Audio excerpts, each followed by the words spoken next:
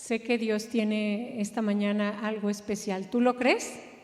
¿Sí? Dile al de al lado, Dios tiene algo especial para ti y para mí esta tarde. Como dijo Pepe, mi esposo y yo estamos sirviendo aquí en Amistad de la Paz desde hace mucho tiempo, tenemos 3 hijos y bueno, pues yo quiero dar las gracias a mi esposo que me apoyó para la elaboración de este tema y porque él representa una cobertura en mi vida. Gracias. Y bueno, yo quiero comenzar. ¿Quiénes de aquí, lo dije también en la primera, pensé apoyarme en los jóvenes, pero sacaron a los jóvenes? Pero bueno, yo creo que aquí hay todavía jóvenes, ¿verdad? De corazón. ¿Quiénes han estado en una película de la cuarta dimensión? En cuarta dimensión. ¿Quiénes han estado? Levanten su mano. Ok, hay bastantes, qué bueno, me da gusto. Y como podrás saber, esas características muy peculiares de una película de cuarta dimensión, pues son muy especiales y yo quiero que tú en esta tarde me apoyes con algunas, o por lo menos con 2 o 3. ¿Alguien? No, pero ¿qué sucede en esa película? Cuando tú entras en una película de cuarta dimensión, ¿qué sucede? ¿Qué pasa en el auditorio? Ok, pues primeramente empiezas a sentir lo que está sucediendo en la película, empiezan a lanzarte el aire o el agua. ¿Qué sucede en tu asiento? No es el vecino, es el asiento, ¿verdad? Que te empieza a hacer algo, que te empieza a mover. ¿Qué más hace una película de cuarta dimensión? Te lanzan agua e inclusive si sucede algo también aires, ¿verdad? Y suceden cosas que finalmente te tienen más expectante de lo que va a suceder. Y yo quiero que esta tarde tú estés expectante. Vamos a entrar en una película de cuarta dimensión. Y muchas veces también inclusive te suben en un carrito y van a apagar la luz. Y ese carrito hay que ponerse el cinturón. Así que en tu asiento hay un cinturón, póntelo, porque vamos a empezar una nueva aventura. Unas personas muy lindas de fe están buscando su cinturón. Es un cinturón espiritual. Todavía no estamos equipados con cinturones, pero imagínate que hay un cinturón espiritual y que te lo vas a poner, ¿sí? Pues yo quiero que me acompañes a hacer una oración. Señor, te damos gracias esta mañana. Gracias por lo que tú tienes para nosotros. Te pedimos que abras nuestro entendimiento, no solamente a información, sino a revelación de tu Espíritu Santo. Yo te pido que sumerjas, Señor, las vidas de cada uno de los que estamos aquí y nos sorprendas de qué es lo que sucedió en esa semana, una semana que fue diferente a todas. Yo te pido, Espíritu Santo, que engrandezcas a Jesús y que el Padre sea glorificado. En el nombre de Jesús, amén. Juan 1:14. Y aquel verbo fue hecho carne y habitó entre nosotros, y vimos su gloria, gloria como del unigénito del Padre, lleno de gracia y de verdad. Marcos 10:45. Porque el Hijo del Hombre no vino para ser servido, sino para servir y para dar su vida en rescate por muchos. De esto se trata la película del día de hoy. Es una historia que vamos a ir viendo durante todos estos minutos, pero que comienza con algo muy especial. Y esto no está escrito en la Biblia, es una opinión personal. Y yo pienso que estaba Dios Padre, Dios Hijo y Dios Espíritu Santo en una reunión, en una mesa, no de 12, de 3. Y están los 3 platicando y están los 3 evaluando y dicen, hagamos al hombre a nuestra imagen y semejanza. Y crean al hombre, viene en Génesis. Y están felices porque dicen, realmente hemos cumplido un plan maravilloso. Sin embargo, pasa el tiempo y el hombre se separa de esa relación que tiene con Dios. Y no solamente se separa, sino comienza a hacer cosas que no le agradan a Dios. Y el hombre, tomando sus propias decisiones, empieza a hacer cosas que finalmente Dios, el Espíritu Santo y Dios Hijo, están ahí y dicen, ¿sabes qué? Necesitamos hacer algo. Necesitamos hacer algo porque esa humanidad que creamos necesita un nuevo plan, una nueva situación de rescate. Hagamos un plan de salvación. Y están los tres, Dios Padre, Dios Hijo y Dios Espíritu Santo, creando un plan de salvación. Y dice Dios, pues lo primero es que tiene que ser un plan en el que el hombre se pueda volver a relacionar conmigo. Y necesitamos un voluntario. Y en ese momento Jesús se levanta y dice, yo me ofrezco voluntariamente. Yo me ofrezco para poder hacer y llevar a cabo este plan. Y Dios le dice, bueno, mira, le explica en qué consiste el plan. Tu naturaleza de 100% Dios se va a mantener, pero tu naturaleza de 100% hombre va a comenzar a operar. Y van a empezar a suceder cosas que tal vez en su momento parezcan que no tienen sentido, pero al final del plan vamos a encontrar un propósito y un propósito muy poderoso. Y es el que quiero que hoy me acompañes a conocer. Es una historia que voy a ir tocando muy brevemente, pero que si tú tienes el tiempo y te dedicas, puedes leerla y conocerla. Y tenemos aquí un domingo, el primer día de la semana, y es la entrada triunfal de Jesucristo a Jerusalén, que se encuentra en Mateo 21 del 1 al 11. Y en Lucas 19:38 dice, bendito el Rey que viene en el nombre del Señor, paz en el cielo y gloria en las alturas. Aquí nosotros vemos cómo Jesucristo va a entrar a Jerusalén como Rey, como Señor. El pueblo que cree en Él lo prepara y le da esa bienvenida como Rey y como Señor, y está entrando a Jerusalén porque sabe que el plan que diseñaron está por cumplirse. El día lunes tenemos la purificación del templo. En Mateo 21, del 12 al 17 lo puedes leer. Ahora está turbada mi alma, ¿y qué diré? Padre, sálvame de esta hora, mas para esto he llegado a esta hora. Padre, glorifica tu nombre. Entonces vino una voz del cielo, lo he glorificado y lo glorificaré otra vez. Juan 12, 27, 28. Aquí estamos en una etapa donde Jesucristo llega al templo y Él sabe que el templo fue diseñado para la adoración de Dios, para la lectura de la palabra, y se encuentra que se ha convertido en un lugar donde hay venta, hay comercio, se enoja y bueno, narra la historia que finalmente pues Él se molesta y está buscando decirle al pueblo, este templo es necesario que sea purificado, pero hay un mayor templo que va a ser reedificado en 3 días. Y cuando Él está mencionando todo esto, vemos, y lo vamos a leer más adelante, a principales sacerdotes y escribas que empiezan, pues yo creo que a retorcerse y empiezan a decir, ¿cómo? 46 años nos tardamos en levantar un templo y Él dice que en 3 días va a venir, lo va a derribar y lo va a levantar. No puede ser posible. Pero sin embargo sigue el día martes, está el Cordero sin defecto que fue examinado. Lo podemos ver en Éxodo 12 del 3 al 6. He aquí el Cordero de Dios que quita el pecado del mundo. Juan 1:29. Antiguamente el hombre, al estar separado de Dios, está en pecado continuamente, está errando, y para para salvar a esta persona se hace un sacrificio de un cordero, este cordero sin mancha, sin pecado, y cada vez que el hombre pecaba nuevamente se tenía que hacer un sacrificio. Sin embargo, aquí dice que el cordero, que era Jesucristo, vino una vez y para siempre, por ti y por mí, para salvarnos de nuestros pecados. Estamos en el día miércoles. El día miércoles se planea el complot para matar a Jesús y es la preparación para la sepultura. Tú lo puedes ver en Mateo 26 del 3 al 5, porque al derramar este perfume sobre mi cuerpo, lo ha hecho a fin de prepararme para la sepultura.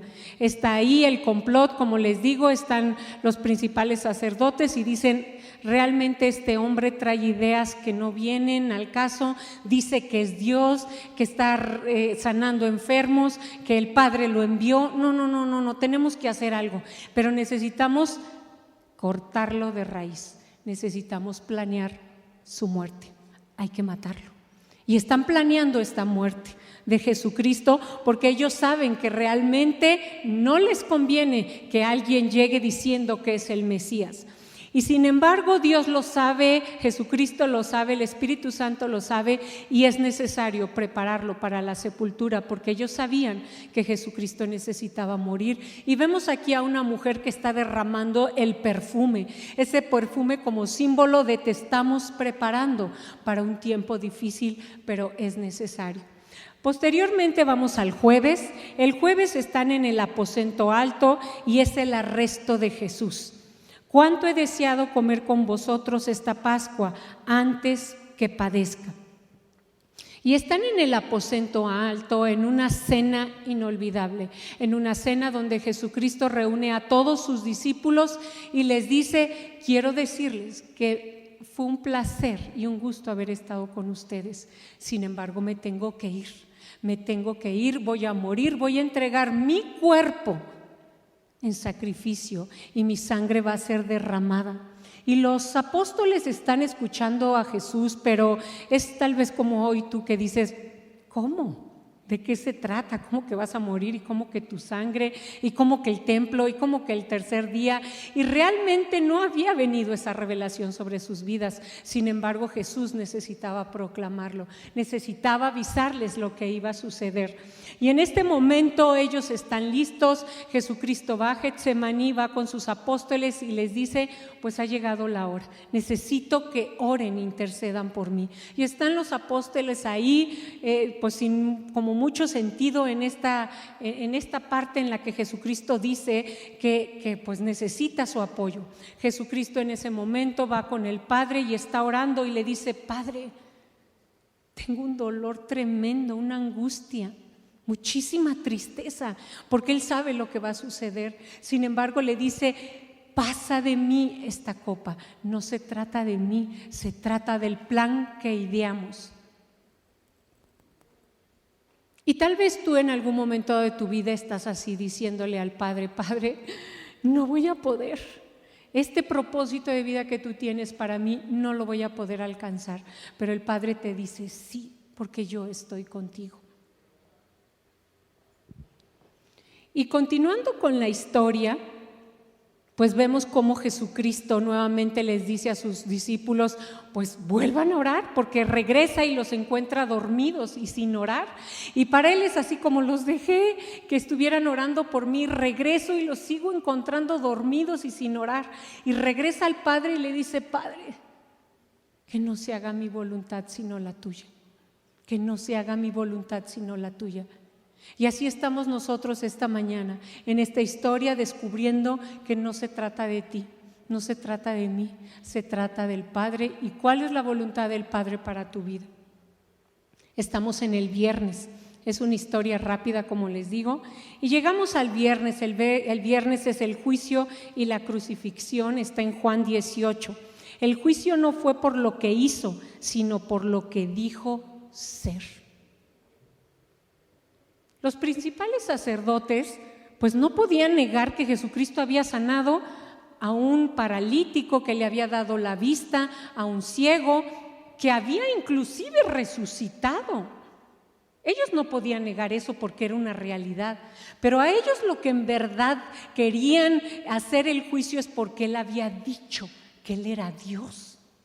Se atrevió a pararse delante de la multitud y decir: soy Dios. Y no solamente se atrevió a eso, a decir que era Dios, sino se atrevió a decir lo siguiente. Mateo 9:6: pues para que sepan que el Hijo del Hombre tiene potestad en la tierra para perdonar pecados, le dijo al paralítico: levántate, toma tu cruz y vete a tu casa. Marcos 2:7: ¿por qué habla este así? Blasfemias dice. ¿Quién puede perdonar pecados sino solo Dios? ¿Cómo se le ocurre a este hombre que salió de la nada y pararse delante de la gente y decir: tus pecados te son perdonados? Levántate y camina, tus pecados te son perdonados. ¿Cómo? ¿Cómo podía tener esa autoridad? Porque además lo hacía con autoridad. ¿Cómo podía pararse de la gente y decir eso? Era imposible, no lo podían aceptar. ¿Cómo se presentaba y les decía: te sano, levántate, tus pecados te son perdonados? Y para ellos generaba un conflicto muy grande. Y dijeron, es necesario enjuiciarlo, porque dice que es Dios. Y llega el momento de la crucifixión. La crucifixión es el momento en que Él es clavado en una cruz.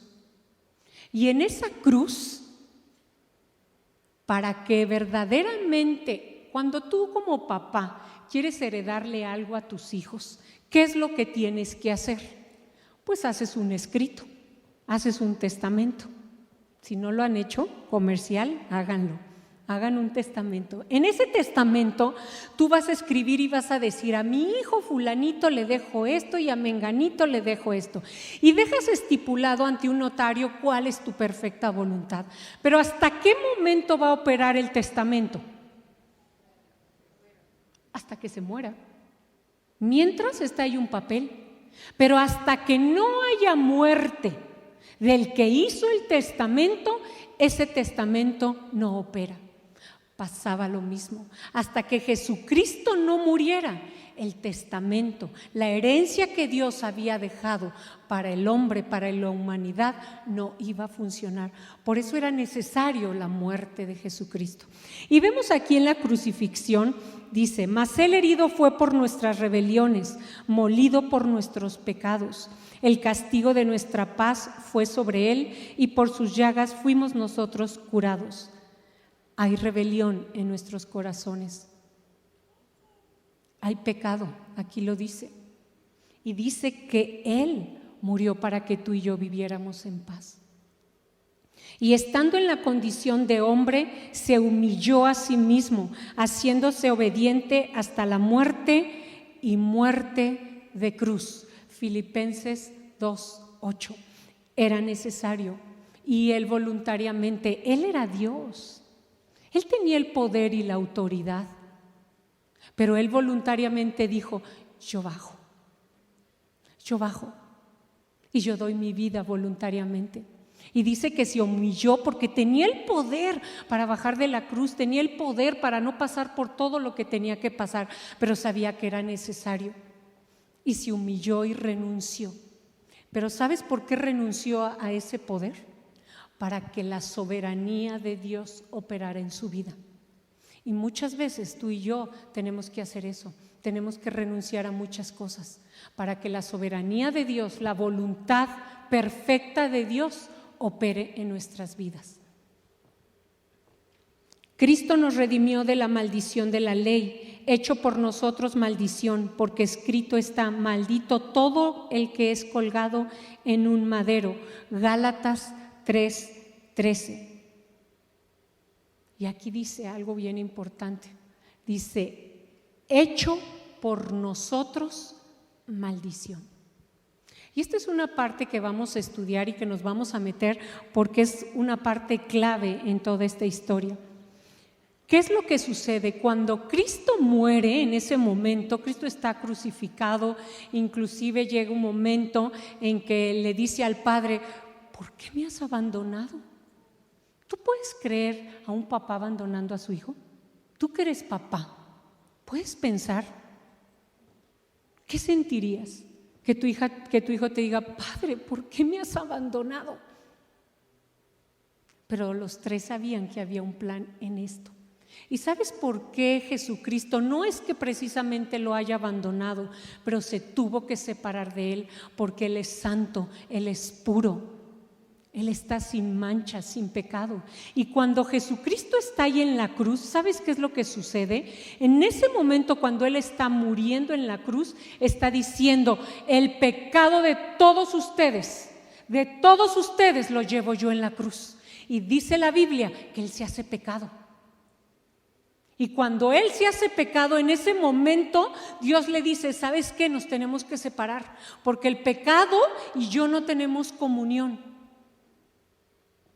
Y Jesucristo, esto hecho pecado, está ahí en la cruz. Y nuevamente diciendo, Señor, que no se haga mi voluntad, sino que se haga la tuya.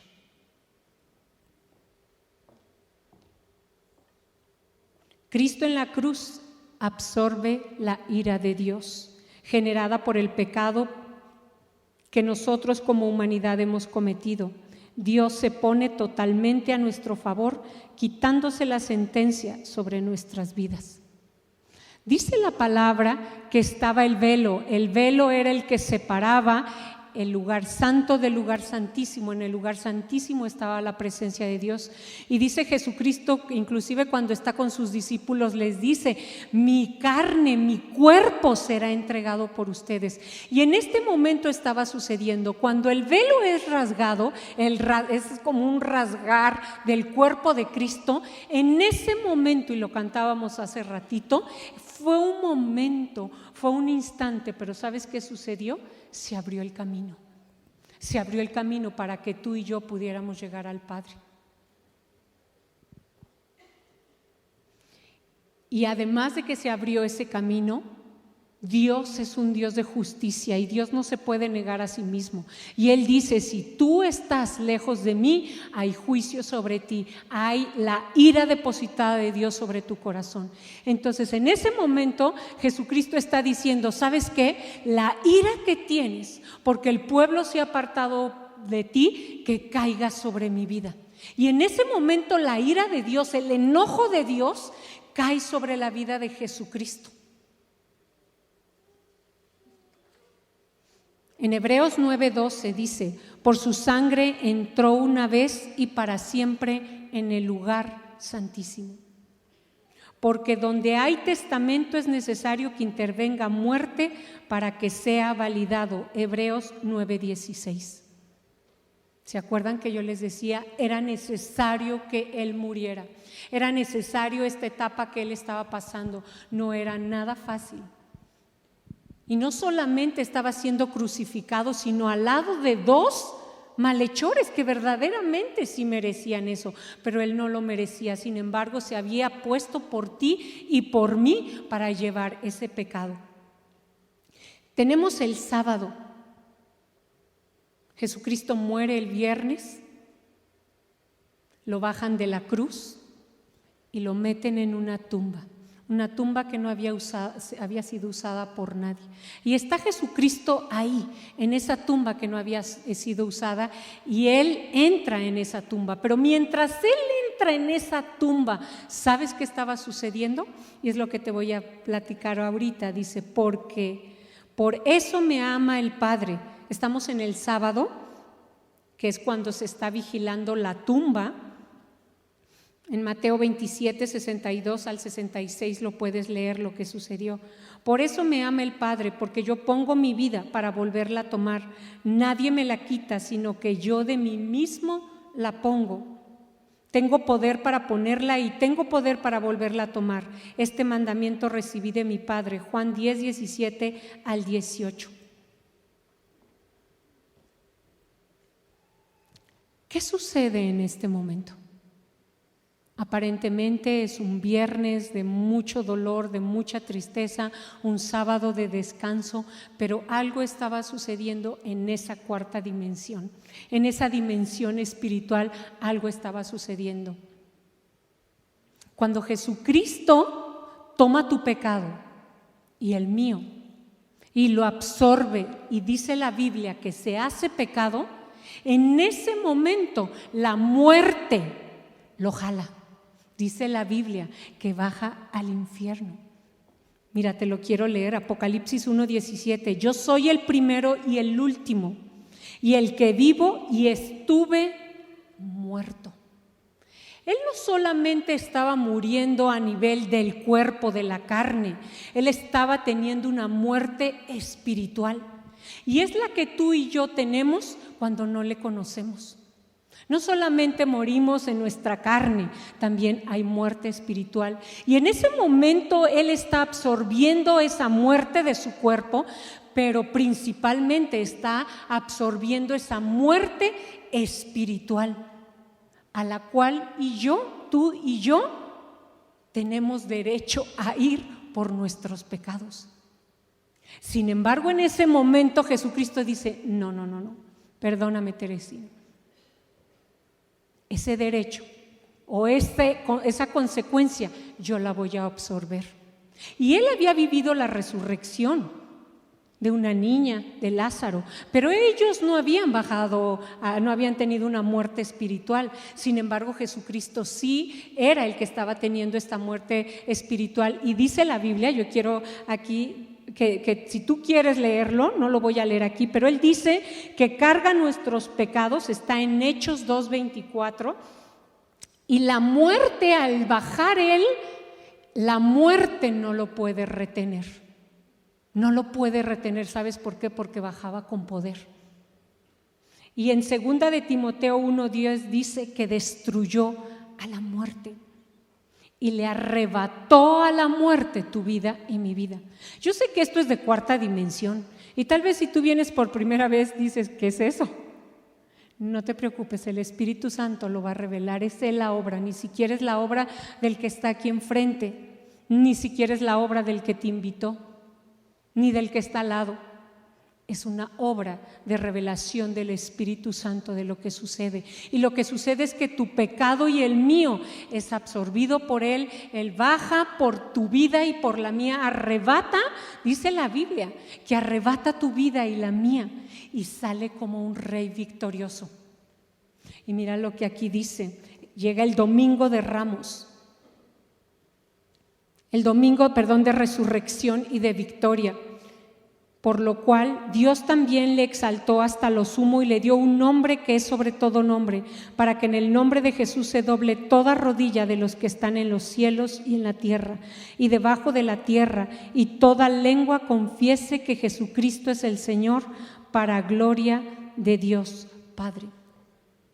Está la tumba cerrada, sellada, pero dice la Biblia que la tumba, la piedra es movida. ¿Para que Jesucristo saliera? No. Para que tú y yo entráramos.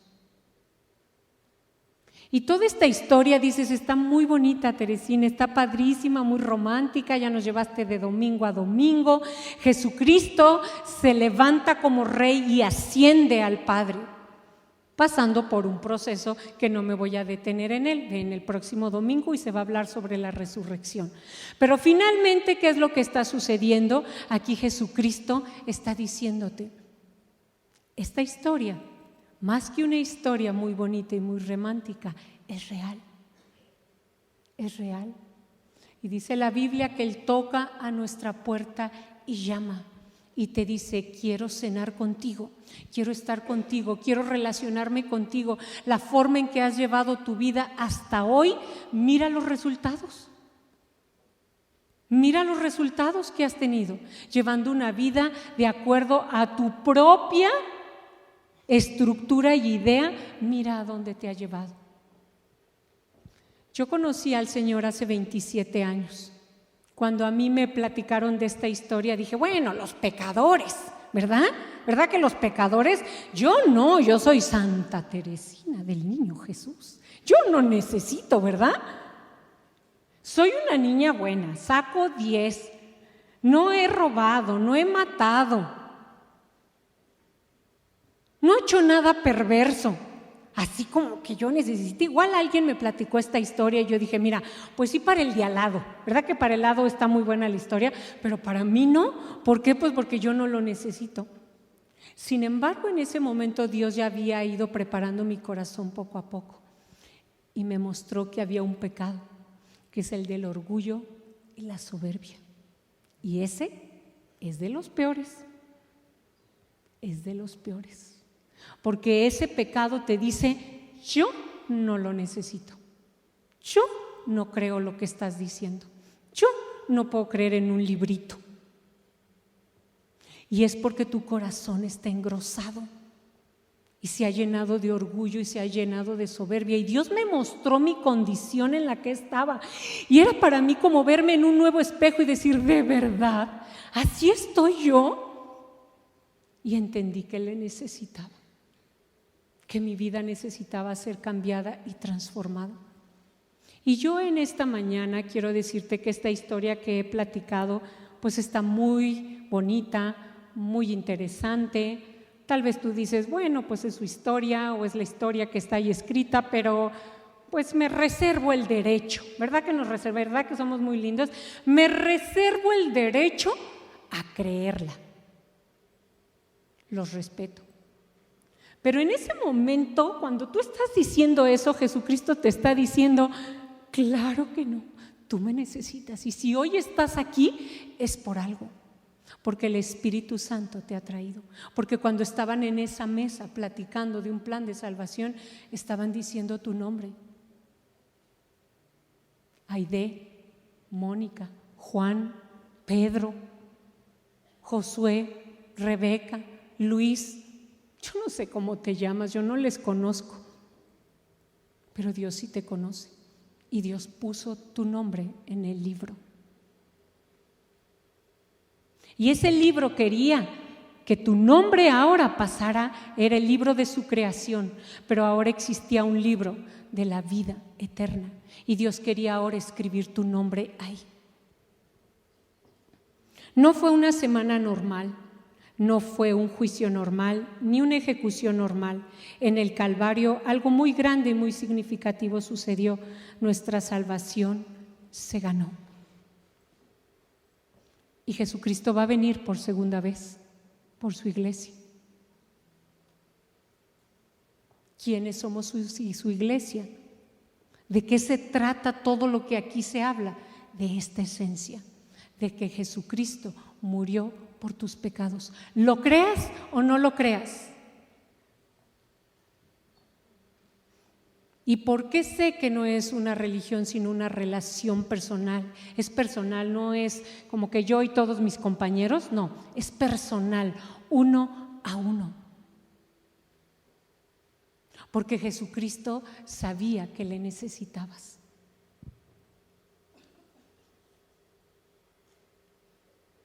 Y tal vez tú dices, a ver, compruébamelo, a ver si es de verdad.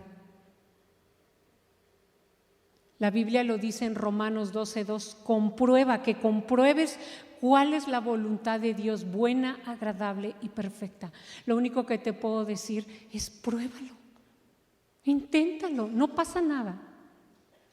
Ya estás en el cinturón y ya estás en la película, ya lo escuchaste, ya lo sentiste, ya lo viste, ya lo oliste, ahora comprueba que sí funciona. Y tal vez tú dices, bueno, pero mi vida pues ha sido tremenda. Mi vida sí ha sido tremenda. De aquí a que yo tengo derecho a todo, está bien, lo creo, pero de aquí a que yo tengo derecho a todo lo que tú me dices, pues realmente no me alcanzaría la vida. Yo quiero decirte que esa historia, que este pago que Jesucristo dio por ti, Él ya pagó el precio. Tú no tienes que pagar nada. Tú puedes recibir esta salvación y tú puedes recibir esta vida eterna. Y tú puedes decirle a tu pasado, ¿sabes qué pasado? Las cosas viejas pasaron y aquí todas son hechas nuevas. Ahora prosigo a lo que está adelante y ya no miro lo que está atrás. Ahora enderezo mi camino. Yo vengo llevando una vida de acuerdo a mi voluntad y así es y así tiene que ser. Pero hoy el Espíritu de Dios te está deteniendo y te está diciendo, detén tu vida. Y cambia de rumbo, y cambia de destino, y cambia de propósito, porque yo tengo para ti un destino y un propósito maravilloso. Muchos de ustedes tal vez están aquí y dicen, no, es que yo no tengo ningún propósito de vida, yo no tengo ningún destino. Yo quiero decirte que tienes un propósito y un destino maravilloso. Y yo quiero en esta tarde que cierres tus ojos. Esta historia la platiqué yo, pero esta historia yo no la llevé a cabo. Yo no fui el protagonista de esta historia, fue Jesús. Jesucristo voluntariamente se entregó por ti, por amor. Si tal vez esta tarde dices, ¿realmente hay alguien que me ame? Yo quiero decirte que Jesús te ama. Jesús te ama y está interesado en ti.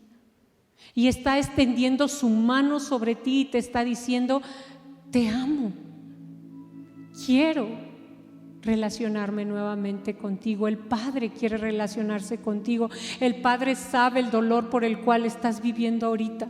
Tal vez estás viviendo una etapa de tu vida de mucho dolor y Él te dice: yo entiendo este dolor que estás viviendo. Tal vez estás viviendo una etapa de mucha incertidumbre en tu vida. Tal vez estás tomando decisiones incorrectas que te están llevando a más muerte y a más muerte y a más muerte. Pero hoy Jesús te dice: vivo estoy. Vivo estoy y yo di mi vida por ti. Yo te rescaté de esa muerte espiritual y hoy tengo vida para ti. Y tal vez tú dices: yo quiero eso. ¿Cómo le hago? Dice la Biblia que si confiesas con tu boca y crees con tu corazón que Jesús murió, resucitó y está vivo y murió por tus pecados, serás salvo. Solamente eso, porque no se trata de cuánto vas a hacer tú, sino de cuánto hizo Él por ti. Espíritu Santo, esta obra es tuya. Esta obra es tuya, Espíritu Santo. Yo te pido que te muevas,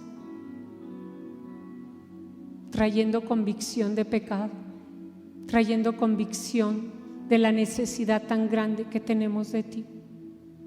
Espíritu Santo, toca ese corazón seco y muerto, pero que hoy puede ser vivificado por ti.